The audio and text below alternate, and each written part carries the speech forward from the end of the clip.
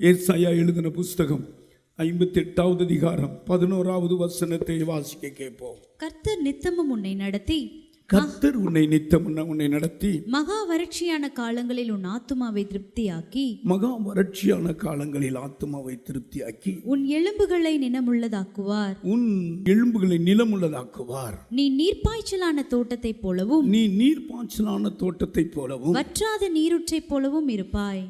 ஏசாயா 58வது அதிகாரம் முழுதும் தீர்க்க தரிசன வார்த்தை. தீர்க்க தரிசனம் வைக்கப்பட்டிருக்கிறது. ஆமா, அது பொய் சொல்லாது.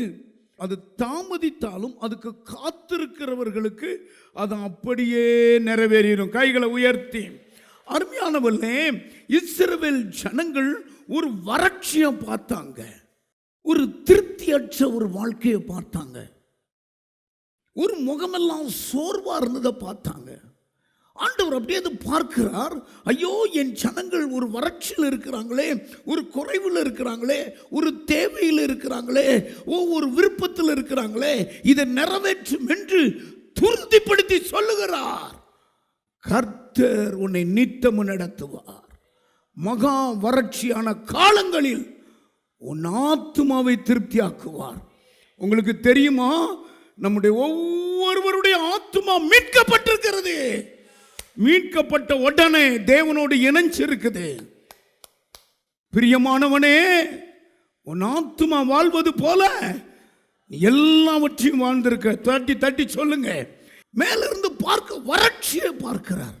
ஒரு வறட்சி இருக்கிற போது தடுமாற்றம் வருகிறது, ஒரு சோர்வு வருகிறது, முகம் கருத்து போகிறது, அடுத்து ஸ்டெப் எடுத்து வைக்க முடியாதபடி பின்னோக்கி போகிறது. என்ன வறட்சி. இப்போ ஆண்டவர் சொல்றாரு, மீட்கப்பட்ட என் மகளே, மீட்கப்பட்ட ஆத்துமாவே, வறட்சியின் காலங்களில் உன்னை நான் திருப்தியாக்குவேன். அல்லேலூயா.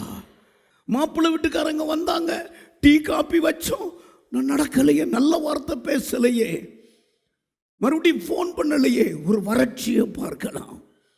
வியாபாரத்தில் முதலீடு பண்ணணும், ஒரு லாபம் இல்லையே, ஒரு வறட்சியை நீர் பார்க்கலாம். அதை செஞ்சிருவோம், இதை செஞ்சிருவோம், ஒரு வறட்சியை நீங்க பார்க்கலாம்.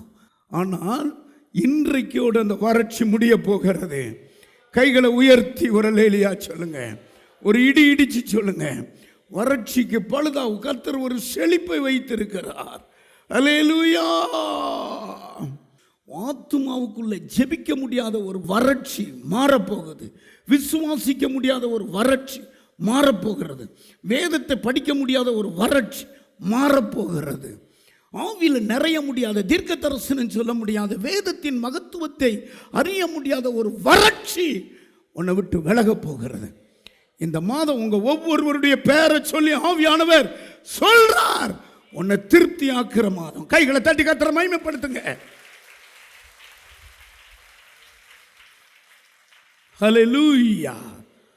என்னென்னலாம் கர்த்தர் திருப்தி ஆக்குவார்? உன் ஆத்துமாவை விசுவாசத்தினால திருப்தி ஆக்குவார். உன் ஜீவியத்தை கிருபையினால திருப்தி ஆக்குவார். ஆமா, ஆயுசு நாட்களால விசுவாசிகளை திருப்தி ஆக்குவார். இள வயதுல மறிக்கவே இனி முடியாது, விடவும் மாட்டோம் நாங்க. கையை உயர்த்தி, வாழ்நாளெல்லாம் நீங்க களி கூறும்படி கர்த்தர் உங்களை கிருபையினால் நிரப்புவார் என்று சொல்லியிருக்கிறார். கற்ப கனியை கொடுத்து உன்னை திருப்தி ஆக்குவார். பஞ்சத்தை மாற்றி உன்னை திருப்தி ஆக்குவார். ஏழையாயிருக்கிற உனக்கு உன் பிள்ளைகளுக்கு ஆகாரம் கொடுத்து திருப்தி ஆக்குவார். அல்லேலூயா. ஒன்றுமே தெரியாது என் பிள்ளை, பேக்கு பிள்ளை, வாக்கிலையும் செய்கையிலும் வல்லவனாக்கி உன்னை திருப்தி ஆக்குவார். மோசையை பார்த்து சொன்னாங்க, அந்த வர்றவர் வர்றாரு பாருங்க, அவர் வாக்கிலும் செய்கையிலும் வல்லவர். தேவ சாயலை உனக்கு கொடுத்து திருப்தி ஆக்குவார். அதாவது பாலான இடமா அவந்தார வழி, அதாவது கட்ட முடியாம அறையும் குறையுமா உங்க வீடு கிடக்குது, அதை கட்டி முடிக்க திருப்தி செய்வா. ஆசீர்வாதத்தின் திரட்சியினால உங்களை திருப்தி ஆக்குவார். என்ன அமைதியா இருக்கீங்க? எல்லாம் கைகளை உயர்த்தி, வாக்கு தத்தங்கள் எல்லாம் கிறிஸ்துவுக்குள் ஆம் என்றும் ஆமேன் என்றும் இருக்கிறது. அது வெறுமையாய் திரும்பாத, அனுப்பின காரியத்தை நிறைவேற்றி தான் திரும்பும். ஆமா, பாலாக அவந்தார வழியா இருக்குது, அதை திருப்தியாக்குவார். யோபு எழுதின புஸ்தகம் 38வது அதிகாரம் 25வது வசனம். பாலும் அந்தர வெளியுமான தரையை திருப்தியாக்கி. தரையை இங்க கவனிங்க, அந்தரவெளி. பாலும் அந்தரவெளினா நான் என்ன ஆண்டவரேன்னு கேட்டேன். தனிமையான வாழ்க்கை. தனிமையா, என் பிள்ளைக்கு ஒரு துணை கிடைக்கலையே, என் பையனுக்கு ஒரு துணை கிடைக்கலையே. இதுதான் அவந்தர வறட்சி, ஒரு தனிமை. வேதம் எனக்கு ஆண்டவர் சொன்னார், தனிமையானவனுக்கு நான் வீடுகளை வாசல்களை இந்த மாதம் ஏற்படுத்துவேன் சொன்னார். பஞ்சம் எடுத்து எடுத்து பார்க்க, ஒன்றும் அரிசி இல்லை, போதுமான அரிசி இருந்தால் பருப்பு இல்லை, பருப்பு இருந்தால் எண்ணெய் இல்லை. பஞ்சத்தை திருப்தியாக்குவார். வாசிமா 37. உத்தமர்களின் நாட்களை கர்த்தர் அறிந்திருக்கிறார். அவர்கள் சுதந்திரம் என்றென்றைக்கும் இருக்கும். அவர்களுடைய சுதந்திரம் என்றென்றைக்கு இருக்கும். அவர்களுடைய ஆபத்து காலத்திலே வெட்கப்பட்டு போகாதிருந்து பஞ்ச காலத்திலே திருப்தி அடைவார். தலைக்கு மேல கை தட்டுங்க. வசனம், என் பிள்ளைகள் உத்தமர்கள், கர்த்தரை அறிஞ்சவர்கள், பஞ்ச காலத்துல ஆபத்து காலத்துல வெட்கப்பட்டு போகவே மாட்டாங்க. அவங்க திருப்தி அடைவாங்க. 132 சங்கீதம் 15வது வசனத்துல ஏழையாகிய விசுவாசிகள் ஆகாரத்தினால் திருப்தியாக்குவார். அதன் ஆகாரத்தை நான் ஆசீர்வதித்து வருவேன், அதன் ஏழைகளை நான் அப்பத்தினால் திருப்தியாக்குவேன். ஏழைகளை அப்பத்தினால திருப்தியாக்குவார். ஏழை பக்கத்துல பார்த்து சொல்லுங்க, இனி நம்ம சபையில ஏழைங்கிறவங்களே இருக்கக்கூடாது. அல்லேலூயா. ஆமா, ஏழைங்கிறதே இருக்கக்கூடாது. நல்லா திருப்தியாக்குவார். சோத்திரம். அதற்கடுத்து கிருபையினால 90ஆம் சங்கீதம் 14வது வசனம் வாசிங்க. நாங்கள் எங்கள் வாழ்நாளெல்லாம் களி கூர்ந்து மகிழும்படி காலையிலே எங்களை உமது கிருபையால் திருப்தியாக்கும். கிருபையினால திருப்தியாக்கும். அதிகாலையில் கிருபை, அது ரொம்ப முக்கியம். கிருபைய அப்படி ஃபுல்லா நிரப்பிட்டாருன்னு வச்சுக்கோங்க. அதான் மரியாதை பார்த்துச்சுன்னா, மரியாதை கிருபை பெற்றவா, நீ வாழ்க. ஏன்னா சொல்லுங்க பாப்போம், இயேசு உனக்குள்ள இருக்கிறார். கைகளை தட்டுங்க. பரலோகம் குதூகலம் கொண்டாடுது. கிருபை. கிருபைன்னா என்ன தெரியுமா? உங்களுக்குள்ள இயேசு வந்துட்டாலே தான் கிருபை. ஆமென். ஆமா, கிருபை. இன்னைக்கு கிருபை இல்லாம தான் அநேகர் பாவத்தில் விழுந்துட்டாங்க. பாவம் செய்யாதபடி, ஆபத்து வராதபடி தடுக்குது. அதுதான் கிருபை. பரிசுத்தத்தில் இன்னும் உங்களை உயர்த்தி உயர்த்தி காட்டுது கிருபை. கற்பு கனி இல்லையா, குழந்தை பாக்கியத்தை கொடுத்து உங்களை திருப்தி ஆக்குவாராம். 17ஆம் சங்கீதம் 14வது வசனத்தை வாசிப்போம். மனுஷருடைய கைக்கும் இமையிலே தங்கள் பங்கை பெற்றிருக்கிற உலக மக்களின் கைக்கும் உம்முடைய கரத்தினால் என்னை தப்புவியும். அவர்கள் வயிற்றை உமது திரவியத்தினால் நிரப்புகிறீர். அவருடைய வயிற்றை உம்முடைய திரவியத்தினால் நிரப்புகிறீர். அவர்கள் புத்திர பாக்கியத்தினால் திருப்தி அடைந்து தங்களுக்கு மிகுதியான பொருளை எல்லாம் தங்கள் குழந்தைகளுக்கு வைக்கிறார்கள். எல்லாம் கையை தட்டி புத்திர பாகம், குழந்தை பாக்கியம். ஹல்லேலூயா. ஆண்டவரே, நீர் இதெல்லாம் சொல்லிட்டீரு, இப்படிலாம் ஆசீர்வதிப்பேன்னு சொல்லிட்டு நான் பிள்ளை இல்லாம இருக்கிறேனே, எனக்கு என்ன தருவீர்? வா வெளியே, நட்சத்திரத்தை பாரு, கடற்கரைக்கு வா, மணலை எண்ணு, அவ்வளவாய் உன் சந்ததியை பெருக பண்ணுவேன். புத்திர பாக்கியத்தை கொடுத்தார் பாருங்க, ஒரே மகன் ஈசாக்கு. கைகளை தட்டி கர்த்தரை மகிமைப்படுத்துங்க. என்ன அமைதியா இருக்கீங்க? ஆமாம், அந்த வசனம் எல்லாம் நிறைவேறும். உங்களை திருப்தி ஆக்குவார். இந்த வாக்குத்தத்தம் அப்படியே நிறைவேறும். எப்படி நிறைவேறும்னா, எந்த வழியில் நிறைவேறுகிறது பாருங்க. முதலாவது, நீங்கள் பிள்ளை ஆயிட்டா உங்களை திருப்தி ஆக்கிடுவார். மார்க் எழுதின புஸ்தகம் 7வது அதிகாரம் 27வது வசனத்தை வாசிக்க கேட்போம். இயேசு அவளை நோக்கி, முந்தி பிள்ளைகள் திருப்தி அடையட்டும். இங்க கவனிங்க, இந்த விஷயத்தை நீங்க தெரியுமா? கானானிய ஸ்திரீ, அந்த பிள்ளைக்கு தகப்ப யாருன்னு தெரியாது. அந்த பிள்ளைய பிசாசு பிடிச்சி கொடிய வேதனைப்படுத்துது. இயேசு பிரசங்கம் பண்ணிக்கிட்டு இருக்கிற பொழுது ஓடி வாரா, பாதத்துல பணிகிறான். அதெல்லாம் அவர் ஏறெடுத்து பார்க்கல. ஒரு வார்த்தை ஆணித்தரமா சொல்றாரு, பிள்ளையின் அப்பத்தை எடுத்து நாய்க்குட்டிக்கு போடுகிறது நல்லதல்ல. பிள்ளைன்னா நீங்க தான். கைகளை உயர்த்தி ஹல்லேலூயா. நீங்க தான் அவருடைய பிள்ளைகள். அவருடைய இரத்தத்தினால கழுவப்பட்ட நீங்க தான் அவருடைய பிள்ளைகள். உபத்திரவத்தின் குகையில உங்களை மீட்டு கொண்டாரே. எத்தனை போராட்டம், எத்தனை பிரச்சனையில இயேசுவுக்காக வாழ்றதற்கு நிமிர்ந்து நிக்கிறீங்க. உங்களை பட்டினியா போடுவாரா? உங்களை ஃபர்ஸ்ட் நிரப்புவார். என்ன அமைதியா இருக்கீங்க? பிள்ளையின் அப்பம், ஒரு தெய்வீக சுகம் உங்களுக்கு தான் ஃபர்ஸ்ட் தருவார். அவர் வானத்தின் அப்பத்தினால தம்முடைய ஜனங்களை திருப்தி ஆக்கினார். ஃபர்ஸ்ட் உங்களை தான். யோவான் எழுதின புஸ்தகம் 1வது அதிகாரம் 12வது வசனத்தை வாசித்து பாருங்க. அவருடைய நாமத்தின் மேல் விசுவாசம் உள்ளவர்களாய், அவர்களுடைய நாமத்தின் மேல் விசுவாசம் உள்ளவர்களா, அவரை ஏற்றுக்கொண்டவர்கள் எத்தனை பேர்களோ, அவரை ஏற்றுக்கொண்டவர்கள் எத்தனை பேர்களோ, அத்தனை பேர்களும் அத்தனை பேர்களும் தேவனுடைய பிள்ளைகள் ஆகும்படி, தேவனுடைய பிள்ளையாகும்படி அவர்களுக்கு அதிகாரம் கொடுத்தார். அவர்களுக்கு அதிகாரம் கொடுத்தார். ஹல்லேலூயா. அருமையானவர்களே, ஆண்டவரை ஏற்று அவர் நாமத்தின் மேல நீங்க விசுவாசம் வைக்கணும். அவருடைய நாமம் உயிருள்ள நாமம். 5 நாமம் அவருடைய நாமம். எல்லாரும் வாயிட்டு சொல்லுங்க. நமக்கு ஒரு பாலகன் பிறந்தார், நமக்கு ஒரு குமாரன் கொடுக்கப்பட்டார், கர்த்தத்துவம் அவர் தோளின் மேல் இருந்தது, அவர் நாமம் அதிசயமானது, ஆலோசனை கர்த்தர், நித்திய பிதா, சமாதான பிரபு, வல்லமையுள்ள தேவன், சமாதான பிரபு. கைகளை உயர்த்தி 5 நாமம். இதுல உங்க நம்பிக்கை வைக்கணும். இதுல உங்க நம்பிக்கை வைக்கணும். இதுல தான் உங்க நம்பிக்கை வைக்கணும்.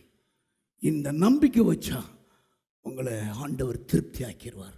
அவர் நாமத்தை நீங்க அறிஞ்சு கொள்ளுங்க, உங்களை திருப்தி ஆக்குவார். கையை உயர்த்தி 2வது, அவரோடு கூட இருந்து பாருங்க, உங்களை திருப்தி ஆக்குவார். வசன வாசிமா. மத்தேயு எழுதின புஸ்தகம் 15வது அதிகாரம் 37வது வசனம். எல்லாரும் சாப்பிட்டு திருப்தி அடைந்தார்கள். எல்லாரும் சாப்பிட்டு திருப்தி அடைந்தார். 32வது வசனம். பின்பு இயேசு தம்முடைய சீஷர்களை அழைத்து, எப்படி திருப்தி ஆக்கினார் பாருங்க. எதை பார்க்கிறார் பாருங்க. சீஷர்களை அழைத்து, ஜனங்களுக்காக பரிதபிக்கிறேன், என் ஜனங்களுக்காக பரிதபிக்கிறேன். இவர்கள் என்னிடத்தில் 3 நாள் தங்கி இருந்து 3 நாளா தங்கி இருக்கிறாங்க. கவனிக்கிறீங்களா? ஆண்டவரோடு எந்த மனுஷன் தங்கி இருக்கிறானோ, அவன் வீட்டில் இயேசு கிறிஸ்து தலைவரா இருக்கிறாரோ, அந்த வீட்டை திருப்தி ஆக்கிடுவார். என்ன அமைதியா இருக்கீங்க? ஹல்லேலூயா. அவங்க நினைவாவே இருப்பார். அவங்க பட்டினியா இருக்க விட மாட்டார். இயேசு உங்க வீட்டில் தங்குறாரா? இயேசுவோடு தங்கி இருக்கீங்களா? சொல்லணும், ஆண்டவரே எங்களோடு தங்குங்க. ஆண்டவரே, எங்க அப்பாவை பார்க்க நீங்க பெரியவங்க, எங்க அம்மாவை பார்க்க பெரியவங்க, என் பிள்ளைகளோடு தங்குங்க ஆண்டவரே சொல்லுங்க. நீங்க ஆண்டவரோடு கூட தங்கி இருந்தா, பிசாசு கதவை தட்டுனா ஆண்டவர் வந்து கதவை திறப்பாரு.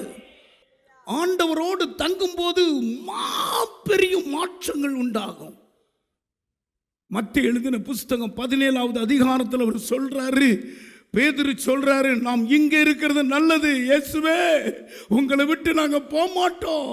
ஏன்னா எங்க முகத்துல அவ்வளோ பிரகாசம், அவ்வளவு ஒளி. உமக்கு ஒரு கூடாரம், எலியாவுக்கு ஒரு கூடாரம், மோசைக்கு ஒரு கூட வாசிமா. அப்பொழுது பேதுரு இயேசுவை நோக்கி, ஆண்டவரே, நாம் இங்கே இருக்கிறது நல்லது. நல்லது. உமக்கு சித்தமானால், உமக்கு சித்தமானால் இங்கே உமக்கு ஒரு கூடாரமும், உமக்கு ஒரு கூடாரம், மோசைக்கு ஒரு கூடாரமும், எலியாவுக்கு ஒரு கூடாரமுமாக 3 கூடாரங்களை போடுவோம் என்றான். பிரியாத ஒரு பிரச்சனை நிரப்பிடும். என்ன நினைக்கிறீங்க? இயேசு மட்டும் உங்க கூட தங்கிட்டார்னா உங்க பிள்ளைகள் இஸ்ரவேலில் அற்புதங்களாக, அடையாளங்களாக வந்துருவாங்க. தங்கணும். இயேசு உங்க பிள்ளைகளோட தங்கணும். நீங்க கூப்பிடணும். ஆமா, நீங்க அழைக்கணும். இயேசுவை உங்க வீட்டில் தங்கணும். கொஞ்ச நேரத்தில் மாத்தினார் பாருங்க. வீட்டில் தங்குவோம் பான்னு சொன்ன உடனே பணாசை பிடிச்சி, வெறியாசை பிடிச்சவன் சொல்றான்,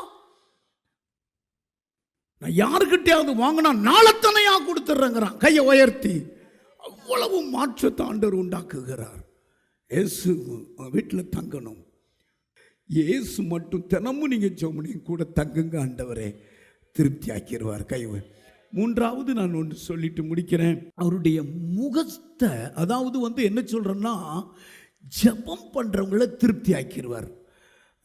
17ஆம் சங்கீதம் 15வது வசனம் வாசிங்க. நானோ நீதியில் உம்முடைய முகத்தை தரிசிப்பேன். நானோ நீதியில் உம்முடைய முகத்தை தரிசிப்பேன். நான் விழிக்கும் போது உமது சாயல் திருப்தியாவேன். ஆமா, நானோ நீதியில் உம்முடைய முகத்தை தரிசிப்பேன். அப்படின்னா என்ன?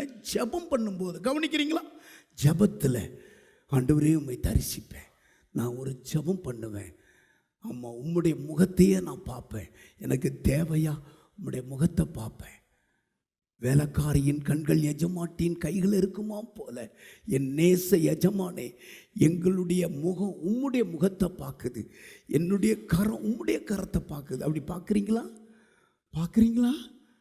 அவருடைய முகத்தை பார்க்குறீங்களா? விழிச்சு பாருங்க, திருப்தி ஆயிருவீங்க. அவ்வளவு நிரம்பிடும். கைகளை தட்டி கர்த்தரை மகிமைப்படுத்துங்க. கவுனிங்க,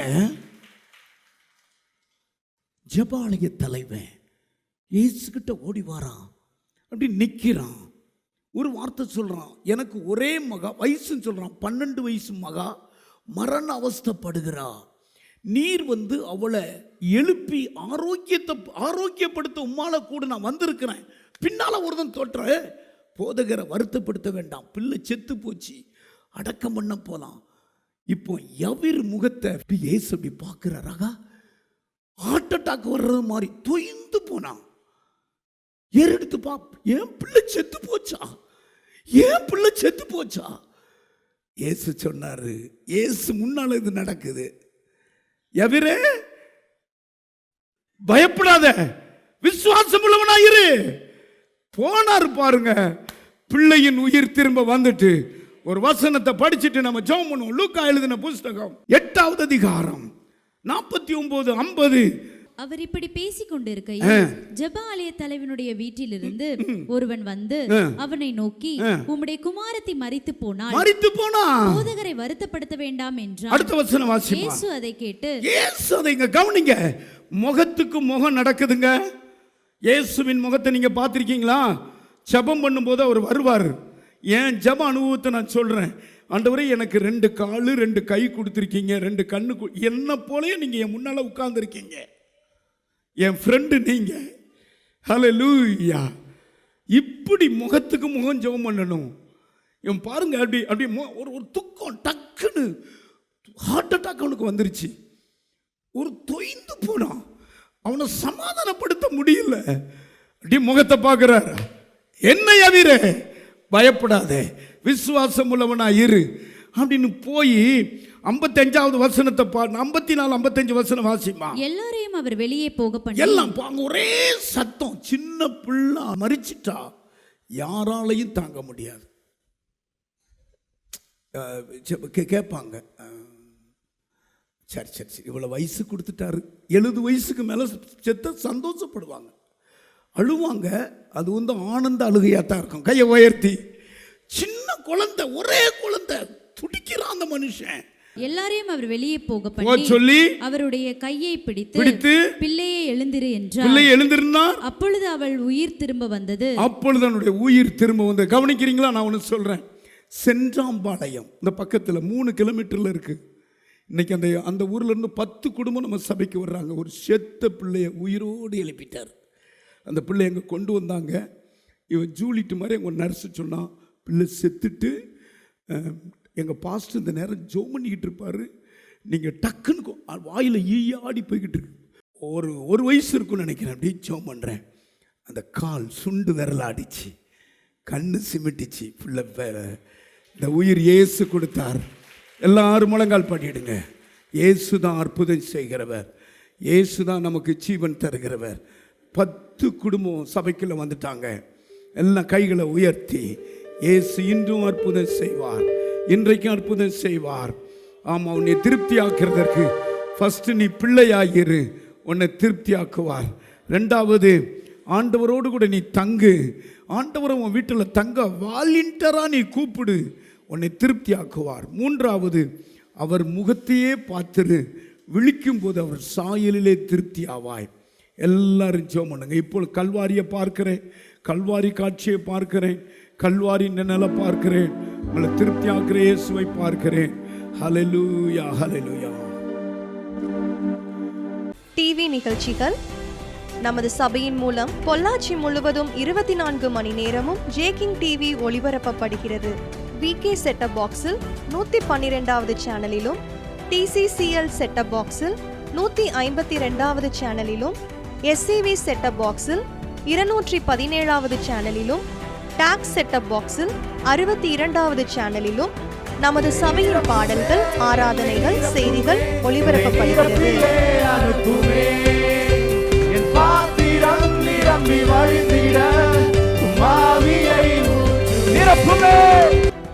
தமிழ்நாடு முழுவதும் பைபிள் டிவியில் தினமும் மாலை 6:30 மணிக்கும், பெனியல் டிவியில் தினமும் காலை 7:30 மணிக்கும் நமது சபையின் நிகழ்ச்சிகள் ஒளிபரப்பப்படுகிறது.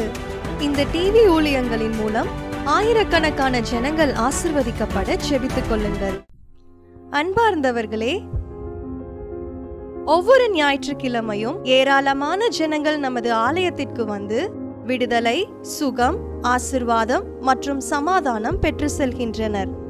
நமது சபையின் ஆராதனை நேரங்கள்: ஒவ்வொரு ஞாயிற்றுக்கிழமை தோறும் முதலாம் ஆராதனை அதிகாலை 5 மணிக்கும், 2ஆம் ஆராதனை காலை 7 மணிக்கும், 3ஆம் ஆராதனை காலை 9 மணிக்கும், 4ஆம் ஆராதனை மாலை 6:30 மணிக்கும் நடைபெறும்.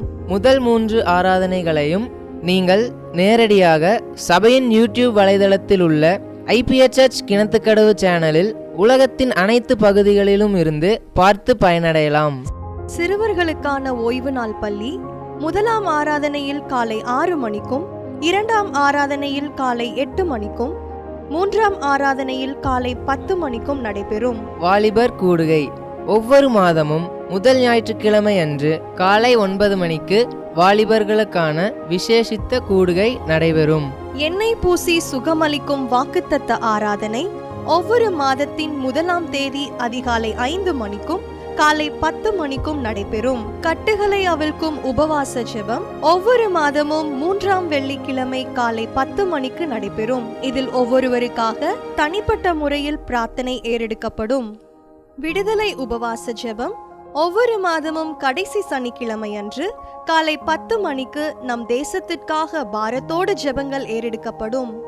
ஒவ்வொரு வியாழக்கிழமை தோறும் ஆண்களுக்கான ஜெப கூடுகை புதிய ஆலயத்திலும், பெண்களுக்கான ஜெப கூடுகை பழைய ஆலயத்திலும் மாலை 7 மணிக்கு நடைபெறும். ஒவ்வொரு புதன்கிழமை அன்றும் வாலிப சகோதரர்களுக்கான ஜெப கூடுகை மாலை 7 மணிக்கு நடைபெறும். ஒவ்வொரு ஞாயிற்றுக்கிழமை அன்று வாலிப சகோதரிகளுக்கான ஜெப கூடுகை மாலை 5 மணிக்கு ஜூம் மீட்டிங்கில் நடைபெறும். நமது சபையில் தினமும் காலை 10 மணி முதல் 2 மணி வரை சபைக்காகவும் தேசத்திற்காகவும் ஜெபங்கள் ஏறெடுக்கப்படும். இக்கூட்டங்களில் கலந்து கொண்டு தேவ ஆசிர்வாதம் பெற யாவரையும் அன்புடன் அழைக்கிறோம். எங்களது முகவரி: IPA ஜெப ஆலயம், சர்வம் தியேட்டர் பின்புறம், பொள்ளாச்சி மெயின் ரோட், கிணத்துக்கடவு, 642109. ஜெப உதவிக்கு 9443435618 9488873284.